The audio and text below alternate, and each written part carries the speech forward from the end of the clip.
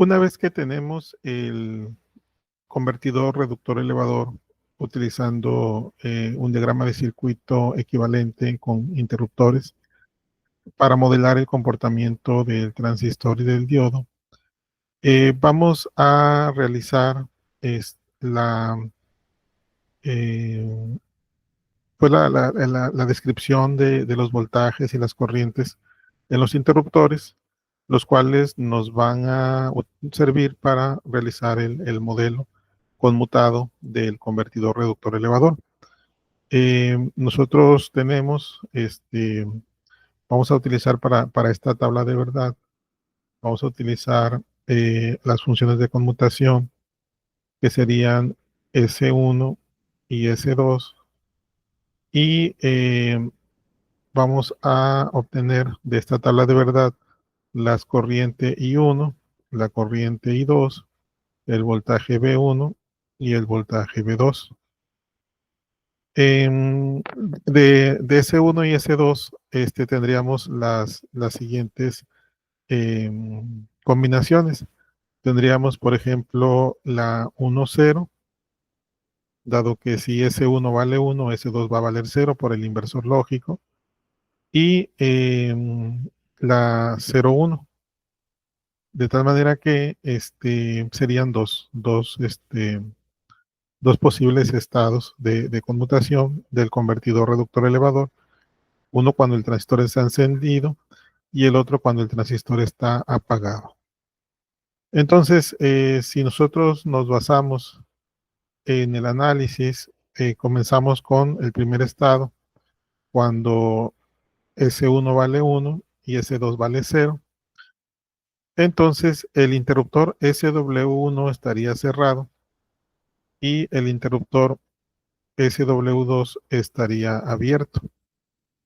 De tal manera que nos quedaría un circuito equivalente, más o menos de la siguiente forma, donde se observa que SW1 está cerrado y SW2 está abierto.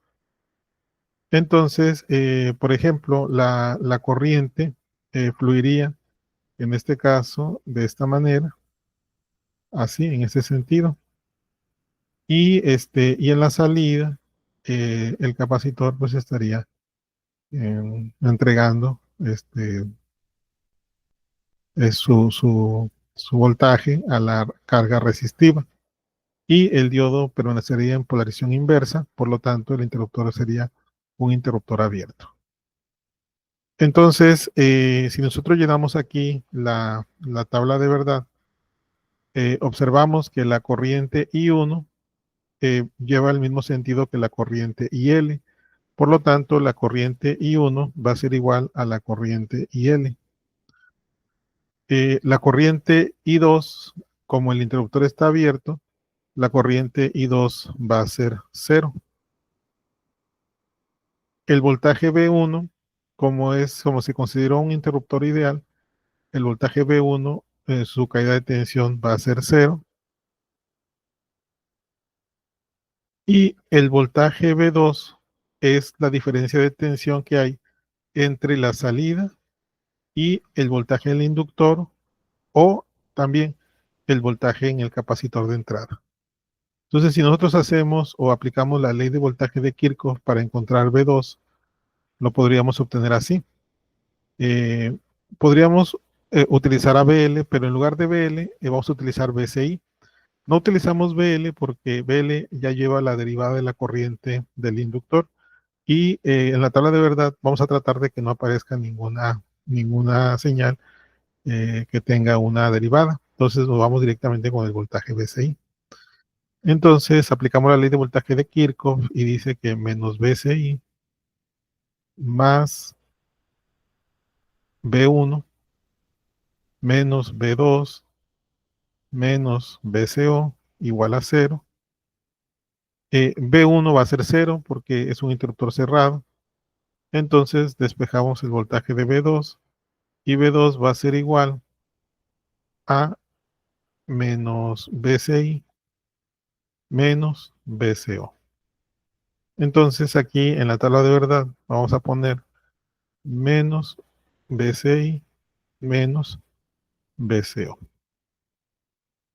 Y ese sería el voltaje B2 cuando estamos con el interruptor SW1 cerrado y el interruptor SW2 abierto. Ok, ahora nos pasamos al siguiente, al siguiente estado, que es el interruptor eh, SW1 cerrado, el interruptor SW2, el interruptor S1 abierto y el interruptor SW2 cerrado. Y para eso vamos a utilizar pues una representación del circuito donde pues venga ese estado. Por ejemplo, sería algo más o menos así.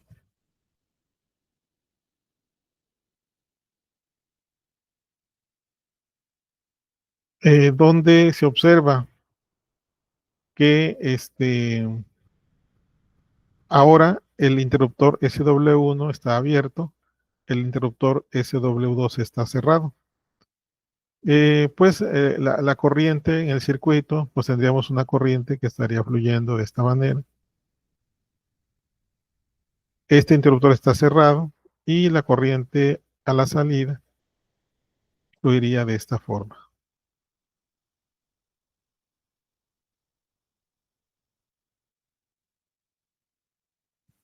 Entonces, pues procedemos a llenar la tabla de verdad, donde ahora observamos que la corriente I1, que es la corriente en el interruptor que está abierto, la corriente tendría un valor de 0. La corriente I2, que es la corriente del diodo, va a tener la misma dirección que la corriente IL. Por lo tanto, pondríamos aquí en la tabla de verdad que I2 es igual a IL. El voltaje B1 es la diferencia de tensión que existe entre el voltaje de entrada y el voltaje en el inductor o el voltaje en el capacitor de salida. Nuevamente, no utilizamos el voltaje del inductor, sino utilizamos el voltaje del capacitor de salida, que al final pues están en paralelo, dado que B2 vale 0. Y, y hacemos la ley de voltaje de Kirchhoff para obtener el voltaje. Sería menos BCI más B1 menos B2 menos BCO igual a 0.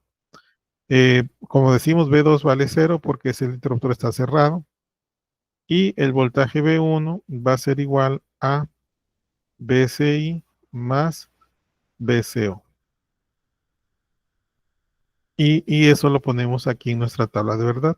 B1 va a ser igual a BCI más BCO. Y el voltaje B2, como es un interruptor cerrado, es un interruptor ideal que está cerrado, conduce una corriente IL, el voltaje en B2 va a ser igual a 0.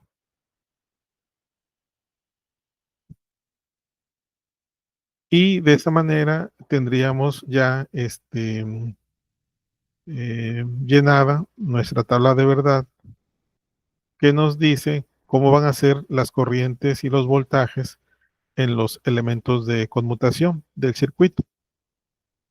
Eh, y bueno, a partir de esta tabla de verdad vamos a encontrar o vamos a proponer unas ecuaciones que representen el, el funcionamiento de la corriente y de los voltajes en el circuito, en el convertidor.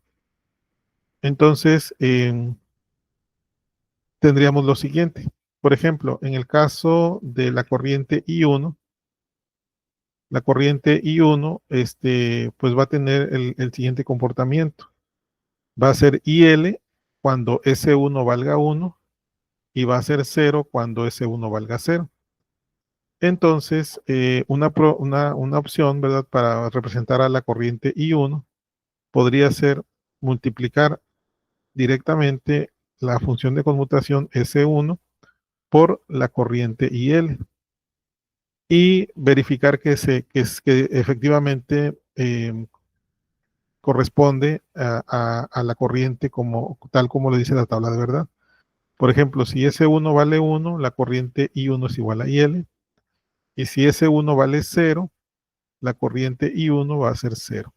Por lo tanto, sí modela el comportamiento de la corriente I1 al introducir esta función de conmutación que está multiplicando a la corriente IL. De la misma manera, lo hacemos para la corriente I2. En el caso de la corriente I2, observamos que cuando la I2 vale 0, ese S2, ahora S2 es el que vale 0, y cuando I2 vale IL, S2 es igual a 1.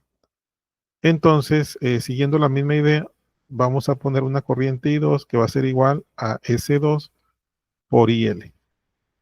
Y efectivamente, cuando S2 vale 1, I2 vale IL, y cuando S2 vale 0, I2 vale 0. De la misma manera, vamos a describir a B1. Ahora B1 sería igual S2 por BCI más BCO. Y finalmente B2 sería igual a menos S1 por BCI más BCO. Entonces, de esa manera ya tenemos unas ecuaciones que modelan el comportamiento de las corrientes y los voltajes en los elementos de conmutación.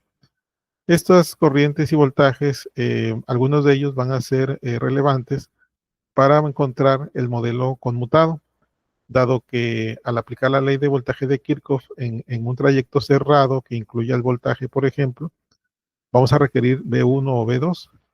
Y en el caso de las corrientes, podríamos requerir la corriente I1 o la corriente I2. Bueno, ya para terminar, es conveniente dejar todo en términos de S1, dado que S2, si recuerdan, es una señal que realmente no existe, pero la necesitamos para modelar el comportamiento del diodo. Entonces, quisiéramos dejarlo todo en función de S1.